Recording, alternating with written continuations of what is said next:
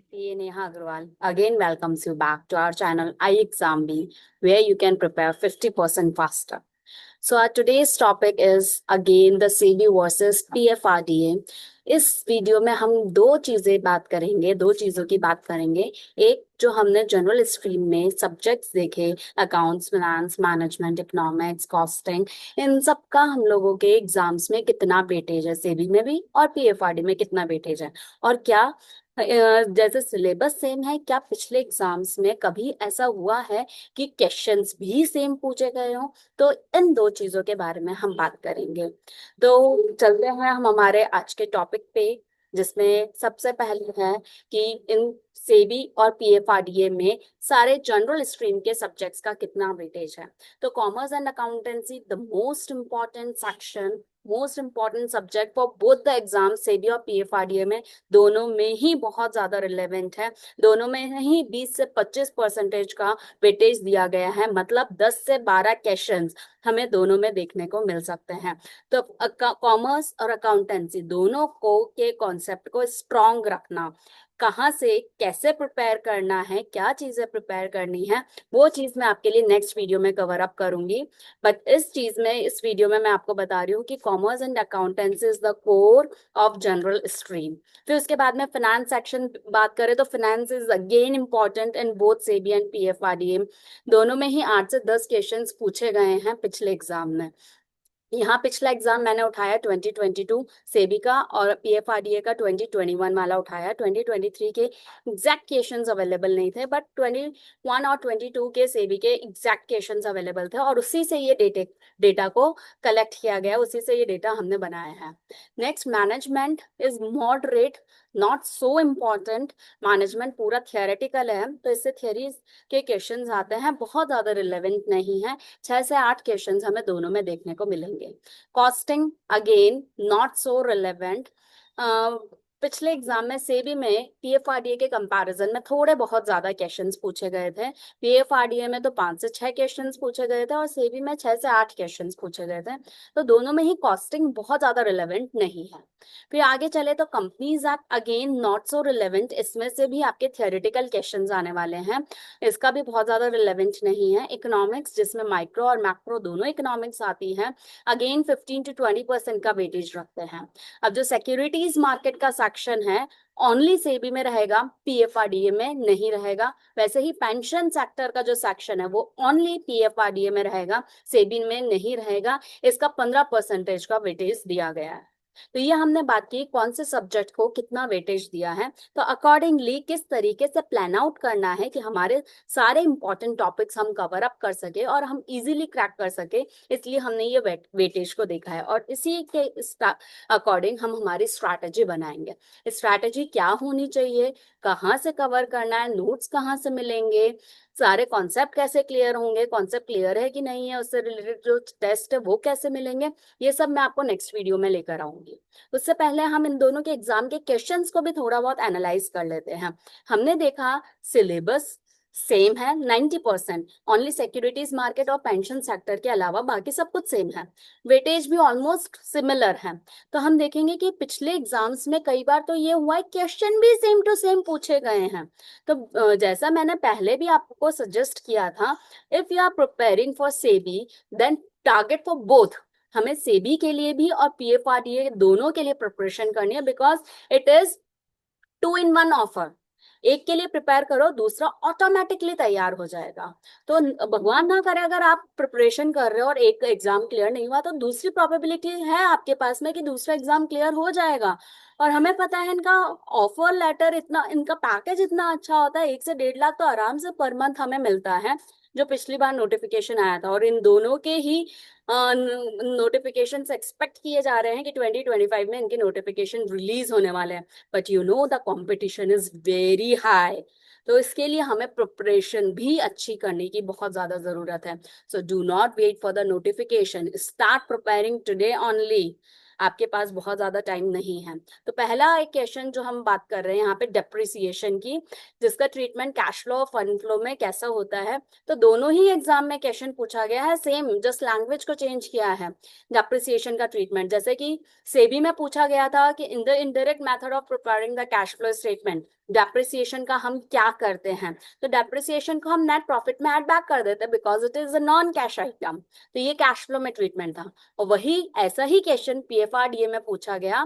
PFRDA में क्या पूछा गया कि that which of the following is a non cash adjustment in fund flow statement. Non cash item कौन सा है, तो डेप्रिसिएशन। वही क्वेश्चन, सेम कॉन्सेप्ट का क्वेश्चन, जस्ट थोड़ा सा लैंग्वेज को डिफर कर दिया गया।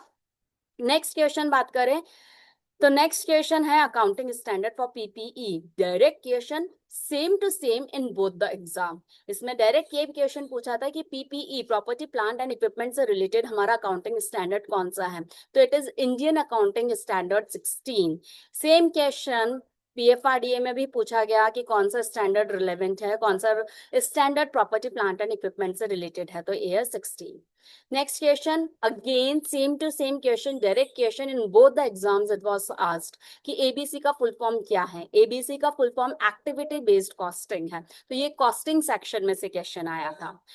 फिर उसके बाद में break even point, marginal costing, again costing subject का एक और क्वेश्चन है जो दोनों में सेम था। क्वेश्चन में क्या गिवन है, सेलिंग प्राइस गिवन है, वेरिएबल कॉस्ट गिवन है, फिक्स कॉस्ट गिवन है and break even units given है। तो हम लोगों को पूछा है what is the break even units, हमें ब्रेक इवन यूनिट्स को कैलकुलेट करना है। तो इसका हमारा डायरेक्ट फॉर्मूला होता है, it is fixed cost upon contribution per unit. तो यहाँ फिक्स कॉस्ट तो हमें डायरेक्टली गिवन है, it is 200। Just contribution we need to calculate. Contribution is selling price minus variable cost, 50 minus 30, so contribution is 20 rupees. तो 200 upon 20 ये हमारी आ गई break even point, break even point and units. Same question हम लोगों को PFRDA में भी पूछा गया। पीएफआरडीए में इनफैक्ट ये हुआ है कि उन लोगों ने डिजिट्स तक नहीं चेंज किए, ऑप्शंस तक नहीं चेंज किए, बस स्लाइड डिफरेंस, स्लाइड चेंज कर दिया गया। तो आप देखेंगे कि एक एग्जाम के बेसिस पे ही दूसरे एग्जाम में कई क्वेश्चन सिमिलर हैं। कम से कम 8 से 10 क्वेश्चन सेम टू सेम पूछे गए हैं। 8 से 10 मतलब बहुत ज्यादा रिलेवेंट नंबर्स है ये। आगे देखते हैं, कंट्रीब्यूशन पर यूनिट इज 20। तो इस क्वेश्चन में जो सेबी का क्वेश्चन है और पीएफआरडीए में डिफरेंस इतना ही है। पीएफआरडीए में डायरेक्ट कंट्रीब्यूशन दिया, सेबी में सेलिंग प्राइस और वेरिएबल कॉस्ट दे दी जिससे कंट्रीब्यूशन निकालना था, बस इतना ही डिफरेंस है। बाकी डिजिट्स भी same to same.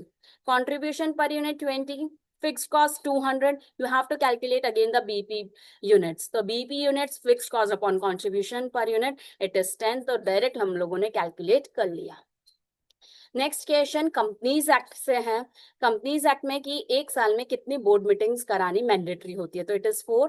Same question PFRDA में था कि एक साल में कितनी हमें बोर्ड मीटिंग्स करानी है, दैट इज 4। लीडरशिप मैनेजमेंट का क्वेश्चन है। मैनेजमेंट में क्वेश्चन में ट्रांजैक्शनल लीडरशिप किस is best described bye. Transactional leadership हम किसके थ्रू समझते हैं, it is reward and punishment, that is the transactional leadership. तो सेम क्वेश्चन बस with the different language PFRDA में पूछा गया कि कौन सी लीडरशिप स्टाइल रिवॉर्ड और पनिशमेंट से रिलेटेड है, तो this is the transactional. Same question same topic से। नेक्स्ट प्राइस इलास्टिसिटी, इकोनॉमिक्स से क्वेश्चन आया। इकोनॉमिक्स से क्वेश्चन आया कि which of the following effect price elasticity of demand. इनमें से प्राइस इलास्टिसिटी ऑफ डिमांड किससे इफेक्ट होती है। तो सब्स्टिट्यूट्स अवेलेबल रहेंगे तो it will imply higher elasticity of demand. Proportion of income spent, again it effects the elasticity. If higher proportion of income spent then there will be higher elasticity. Low proportion of income is spent, then it will be inelastic. Time period, longer the time period, higher is the elasticity. Shorter the time period, lower is the elasticity. So in all the above situations the elasticities are affected. So all of the above.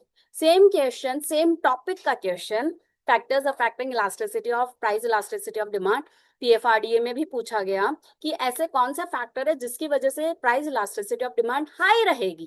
तो the answer is, जब हमारे पास में बहुत सारे close substitutes हैं then it will result in a high elasticity of demand. तो economics में भी सेम टॉपिक से दोनों में क्वेश्चन पूछे गए हैं।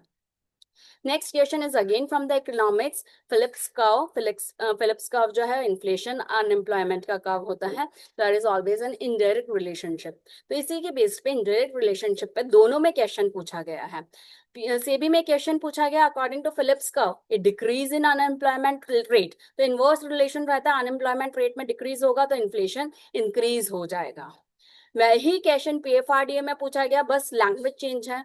विच statement is true according to Phillips curve, तो फिलिप्स कर्व के अकॉर्डिंग क्या बोलता है कि इन दोनों में इनवर्स रिलेशन है। तो a rise in the unemployment leads to fall in inflation, तो first option is correct. So that's all for today. In the next video, I'll bring something very more interesting for you. And do not forget to subscribe our channel iExamB, where you can prepare 50% faster. And if you download our app, you can get the live classes, daily quiz, full course access. You can get and daily current affairs on our Bpedia पे आपको हमारे daily current affairs मिल जाएंगे जो आपके हर exam के लिए important है। So that's all for today. Bye bye.